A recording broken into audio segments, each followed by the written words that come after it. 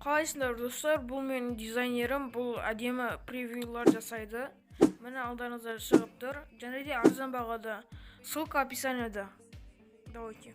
Ассалаумағалейкум достар, бүгін біз ютуберлер барлық видеосына қанша тапқанын есептейміз. Және де ең бай кім екенін көреміз. Давайте видеоға кеттік. Бүгін біз Дука, Құрт, Шелзи, Ирока солардың қанша тапқанын жарыстырамыз, және олардың ішінде кім бай екенін көреміз. Бірінші ютубер бізде Дука. Ол $3000 тапқан. Және де 10 теңгеге аударсақ, 1,200,000 теңге тауыпты. 9 миллион просмотры бар. Келесі ютубер Құрт.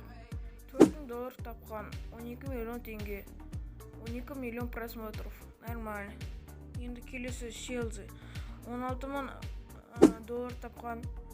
6,700,000 теңге тапқан. 39 миллион просмотры бар. Бізде Ирока деген ютубер. $4800 тапқан. 10 теңгеге аударсақ 2 миллион теңге. 11 миллион просмотр. Бізде ең көп ютубтан тапқан ютубер ол Шелзи.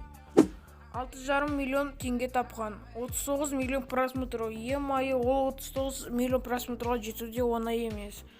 Енді сіздермен болған Қуаныш ФФ. Сау болыңыздар достар.